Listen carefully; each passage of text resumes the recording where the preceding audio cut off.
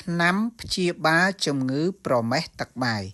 សូមជម្រាបសួរពុកម៉ែបងប្អូនទាំងអស់គ្នាបាទថ្ងៃនេះខ្ញុំសូមមកចែករំលែកពីអត្ថប្រយោជន៍រុក្ខជាតិម្យ៉ាងដែលឲ្យឈ្មោះថាដើមប្រមោយដំរីមានអត្ថប្រយោជន៍ជាច្រើនដូចជាទី1ជួយព្យាបាលជំងឺប្រមេះទឹកបាយទី2ជួយព្យាបាលជំងឺគ្រុនផ្ដាសាយគ្រប់ប្រភេទទី3ជួយព្យាបាលជំងឺក្អកហើតជាដើមទី4ជួយព្យាបាលជំងឺកើតបោះពឹសទី5ជួយព្យាបាលជំងឺដំបៅមាត់ទី6ជួយព្យាបាលជំងឺហើមសួត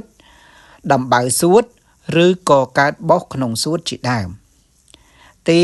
7ជួយព្យាបាលជំងឺហើមគ្រប់ប្រភេទដោយសារត្រូវរបួសដូចជាដួលម៉ូតូឬក៏មុតអីផ្សេងទៅសាច់នឹងហើមយើងអាចប្រើប្រាស់បានទី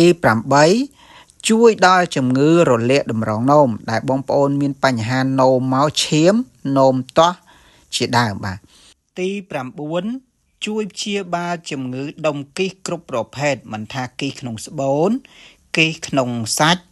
ឬក៏គិសក្នុងដោះជាដើមបាទបងប្អូនមួយចំនួនតែងតែមើលរំលងលើរុក្ខជាតិមួយប្រភេទនេះបាទតែបើនៅខាងជនជាតិដើមភាគតិចគេយកមកធ្វើម្ហូបញ៉ាំជាប្រចាំតែម្ដងបាទអញ្ចឹងពុកម៉ែបងប្អូនដែលបានមើលហើយអាចយកទៅសាកល្បងប្រើប្រាស់បានបាទវិធីប្រើមាន3ប្រភេទសម្រាប់បងប្អូនដែលហើមដោយសារតែរបួសដួលម៉ូតូដួលអីជាដើមអាចយកស្លឹកហ្នឹងទៅបុកហើយយកមកបិទដូចជាអ្នកដែលកើតបោះក៏យើងបុកបិទដូចគ្នាដែរសម្រាប់អ្នកដែលរលាកតម្រងនោមគឺប្រើខុសពីគេយកដើមនឹងទៅហាលឲ្យស្ងួតហើយយកមកកិនធ្វើជាម្សៅហើយឆុងជាមួយទឹកក្តៅហូបពេលព្រឹកម្ដងនិងពេលល្ងាចម្ដងសម្រាប់បងប្អូនដែលមានជំងឺផ្សេងបាទបងប្អូនអាចហាលដើមនឹងឲ្យស្ងួតហើយយកមកដាំហូបជាប្រចាំបាទប៉ុន្តែយើងមានបំរាមដែរសម្រាប់ស្ត្រីពោះធំមិនឲ្យប្រើប្រាស់ទេហើយសម្រាប់បងប្អូនដែលមានបញ្ហាជំងឺថ្លើមឬក៏រលាកថ្លើមបាទគឺមិនឲ្យប្រើប្រាស់ដាច់ខាតបាទអញ្ចឹងបងប្អូនដែលបានមើលហើយអាចយកទៅសាកល្បងផងបាទហើយសម្រាប់បងប្អូនអ្នកដែលគាត់ទៅពេទ្យហើយមិនបាត់ឬក៏គាត់រកថ្នាំគ្រប់មុខហើយមិនបាត់អាចសាកល្បងប្រើប្រាស់ជាមួយនឹង